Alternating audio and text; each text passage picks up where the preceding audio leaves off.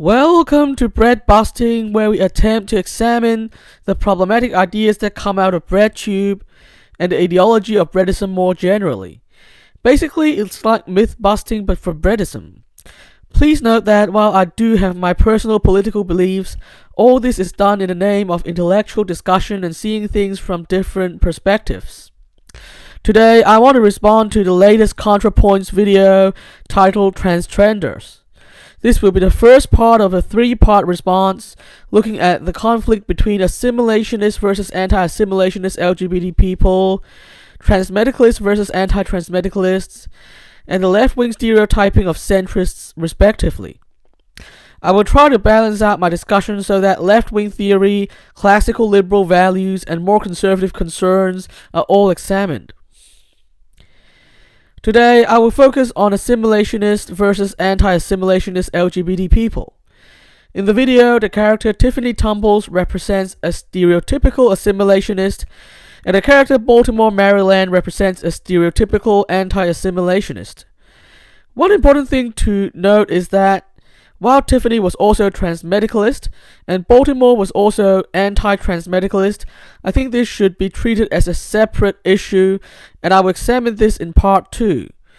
One thing I didn't like about the video is that it contained all jumbled up stereotypes. For example, I'm still unsure whether Jackie Jackson is supposed to be a classical liberal or a centrist, but she actually sounds more like a conservative to me. But let's leave that for part 3. Anyway, Tiffany Tumbles wishes to be accepted in mainstream circles and is therefore inclined to present herself according to conventional expectations of what a woman should look like. On the other hand, Baltimore is happy not to fit into traditional expectations. Tiffany wanted to make the point that she and Baltimore are very different and have very different life circumstances, which is actually true. But then, Tiffany kind of insulted Baltimore when making her point, painting them as a transtrender who is a fashion disaster. Baltimore probably got offended and, like many leftists, responded with indirect insults at what they saw as right-wing judgmental attitudes, the way gay activists have long responded to religious right commentary. As you can see, it's all very stereotypical. Tiffany Tumbles didn't actually sound like your average assimilationist, but rather the left-wing stereotype of one.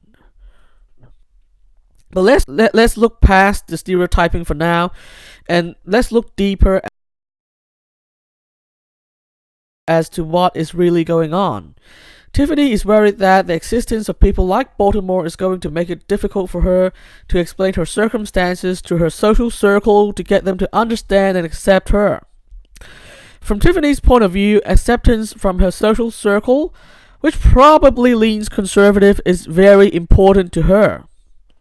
And if she doesn't make a case for acceptance that will resonate with conservatives, she has a lot to lose. This is very real indeed for Tiffany. Of course, the case for conservative acceptance will inevitably rest on accepting the conservative social contract and promising to not upset the conventional order. Baltimore probably can't understand it because they probably don't interact much with conservatives. In other words, Tiffany has a lot to lose from immediate conservative rejection, but Baltimore probably doesn't. The stakes are different on both sides here. On the other hand, Baltimore feels as if Tiffany is making her own case for acceptance at the expense of them. And it certainly comes across this way in the video. I mean, Tiffany came across as quite rude in the video, unlike most assimilationists I know, and I certainly don't agree with the way she treated Baltimore. I suspect this portrayal may reflect Natalie's own view of assimilationist LGBT people from her own radical-leaning point of view. But then, as I said earlier, there is indeed a practical need for assimilationist LGBT people to separate themselves from the anti-assimilationist. One group has agreed to live within the conventional social contract, and the other is actively tearing it apart. So, for the narratives of either to work, they must both deny being similar to the other. There's nothing wrong or condescending about that in principle. However, I do believe, as a general principle, that people should make their point without putting down other people. For example, as an assimilationist, I would point out that people like Baltimore are in fact very different from people like myself when it comes to our narrative, our life circumstances, our expectations of society, and our desires. But as someone who actually follows real classical liberal values as they were defined by people like John Stuart Mill, as someone who actually celebrates individual freedom, I could have nothing against Baltimore being different. I will try my best to use their pronouns out of respect, and I'm certainly not going to be judgmental about the way they live their life.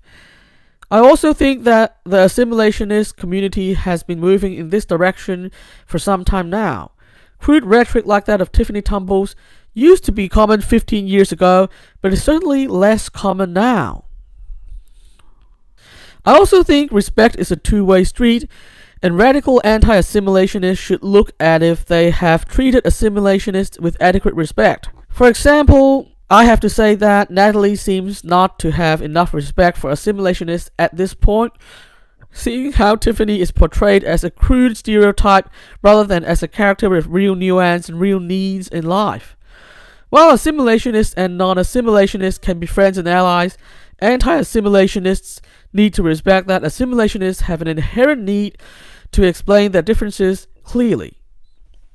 For example, during a recent LGBT politics debate, a conservative assimilationist trans woman tried to make the point that she doesn't have much in common with politically radical non-binary people, only for her point to be rebuked.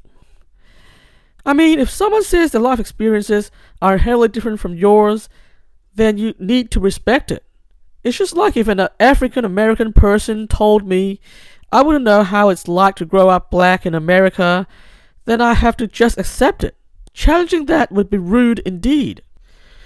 While in the ContraPoints universe it is Baltimore who suffered at the hands of Tiffany, in the real world it is often the other way around. For example, I often get the feeling that anti-assimilationists somehow think they're superior to us and won't ever see us as equals.